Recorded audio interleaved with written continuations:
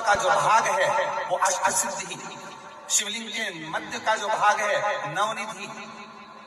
भगवान शंकर के शिवलिंग के पूरे स्वरूप में, शंकर भगवान के पूरी जलाधारी में, शंकर भगवान के पूरे स्वरूप में शंकर, इसीलिए हमारे सनातन धर्म में शंकर भगवान की जैसे ऊपर मूर्ति दिख रही तुमको, सबसे ऊपर देखो, जैसे शंकर जी की मूर्ति दिख रही है, समाधि में लीन है, नेत्र बंद है, भगवान शंकर की जटा है, हाथ है, छाती है, वक्षस्थल है, जंघा है। हमारे सनातन धर्म में उस मूर्ति से ज्यादा उसके नीचे जो शिवलिंग दिख रहा है तुम्हें काला कलर का, हमारे सनातन धर्म में मूर्ति से ज्यादा शिवलिंग की पूजन है। क्यों है?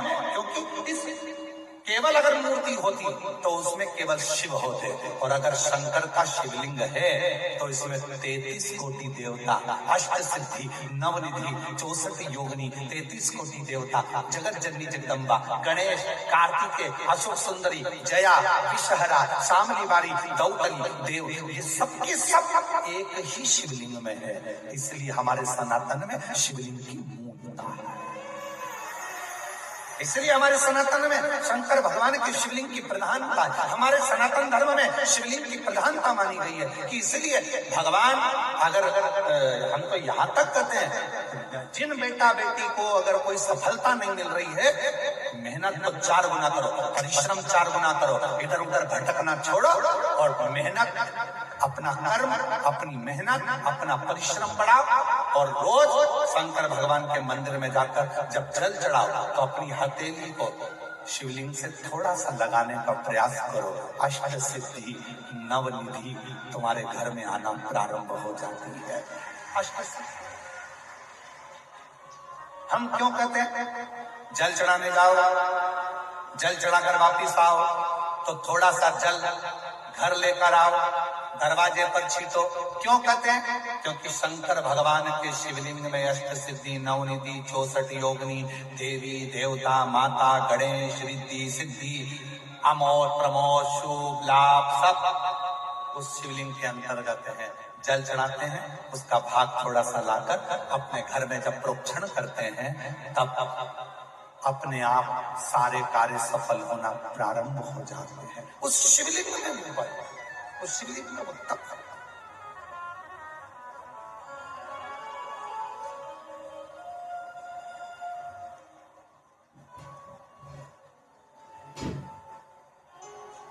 हमारे शैलेंद्र जी एक लाइन बड़ी अच्छी गुनगुनाते हैं महाराज, वो काली मिट्टी के बनाए भोलेनाथ, चढ़ाऊं लोटा जल भर।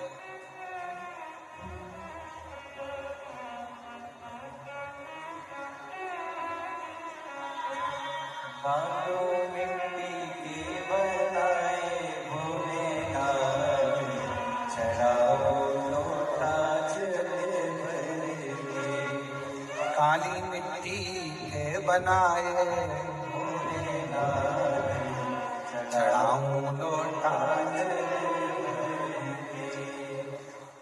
एक वर तुम देना शंभु अखंड सौभाग्यवती हो, एक वर तुम देना शंभु अखंड सौभाग्यवती हो। पीली मिट्टी के बनाए चढ़ाऊं लोटा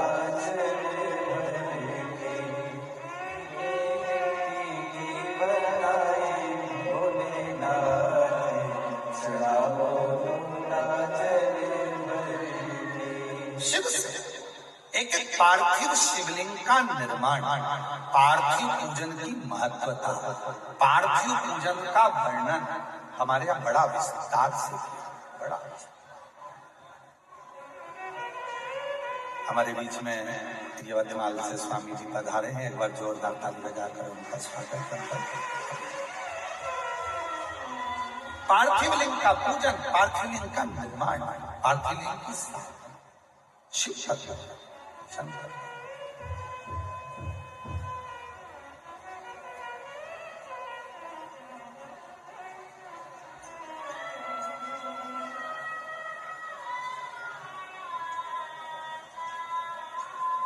और महाराज कुछ नहीं सूझे,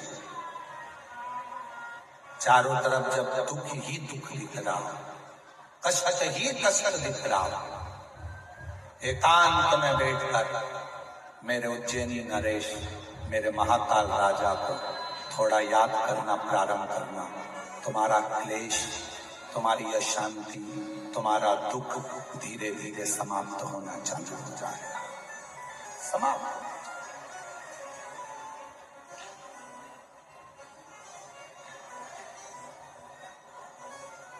बच्चे बीमार पड़े, कृष्णेश्वर को याद करो।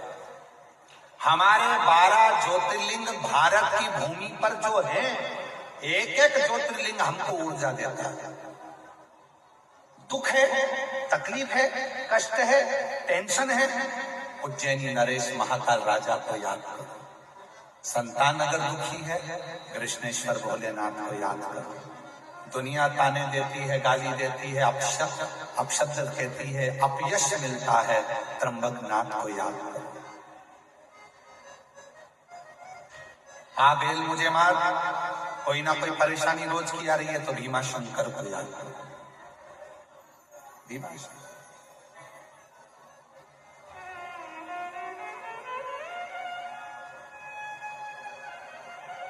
भोजन कर रहे हो, आहार नली में तकलीफ आ रही है, भोजन निगलते बन नहीं रहा, पच नहीं रहा, पाचन क्रिया गड़बड़ हो रही है, एसिडिटी ज्यादा बन रही है, तो देवघर वाले बाबा वैद्यनाथ को याद करो।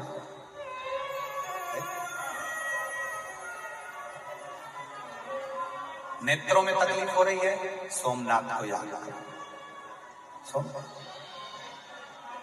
शरीर में कोई घाव हो गया, भरा नहीं रहा, केदारनाथ को याद करो। जितने 12 ज्योतिर्लिंग जितने भी, घर में क्लेश, बहुत अशांति चल रही है, मल्लिकार्जुन को याद करो। लक्ष्य पर पहुंचना है, लक्ष्य नहीं मिल रहा, मंजिल नहीं मिल रही, रामेश्वरम को याद करो। कैसे हम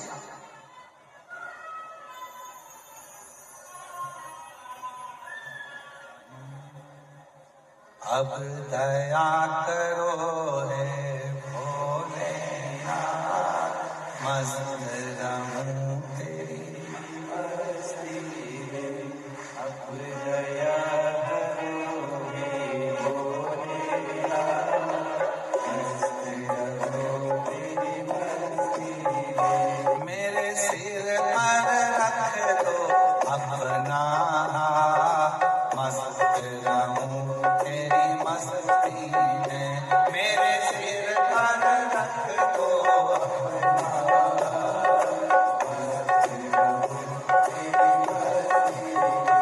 अब दया करो हे भोलेनाथ, मस्त रहूं तेरी मस्ती में। अब करो हे भोलेनाथ, मस्त रहूं तेरी मस्ती में। मेरे सिर पर रख दो अपना